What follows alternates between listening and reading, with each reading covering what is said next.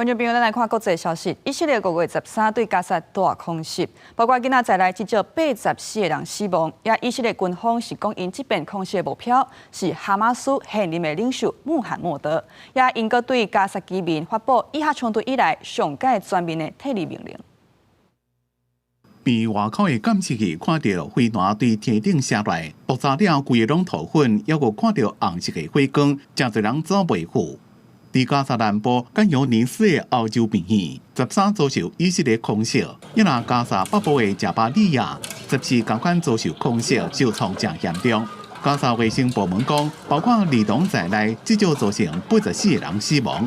ما شفنا هبو نار قوي كش وطب يقع الردم علينا الحجار فطلعنا بعد ما راحت الخطيطه طلعنا نتفرج لقيت ما يقارب 4-5 دور وقعات والناس كلهم جثث مرميين ورا في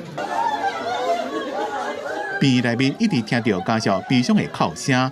贝特拉西的一间病院，巷路顶头拢是被捕砍掉的尸体，有走老爸正唔甘望到8个月大幼婴，只是囡仔已经变做平等的尸体。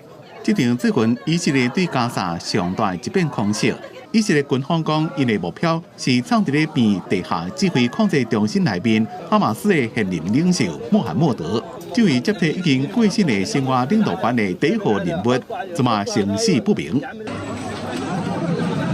倒伫咧病床顶头的病人，互家属送出病院撤离，因为以色列对加沙居民下达以哈冲突以来上全面的撤离命令。以军要求民众伫咧密集空袭进前，为着家己的安全撤离，还佫特别点名伊斯兰大厦、司法病院，还佫3间学校在内几落栋建筑物。以色列对加沙18个月来的攻击，已经造成要甲53000人死亡。民众手内提着巴勒斯坦的国旗，甲挺巴的布条游行。在瑞士巴塞尔举行的欧洲歌唱大赛，会场外口有真侪人伫咧路的发动无声的游行，要声援巴勒斯坦。It should be a happy occasion that the Eurovision is finally in Switzerland, but it's not. It's not. How can we rightfully exclude Russia, but we're still welcoming Israel, who is doing horrendous things to so many people? 欧洲歌唱大赛是欧洲广播联盟主办，是世界上上大的公共服务媒体联盟。以色列公共广播公司就是成员之一。今年以色列参赛者拉斐尔是2023年10月7日哈马斯攻击音乐节时阵运气好活落来一位。公司新闻张伟林报道。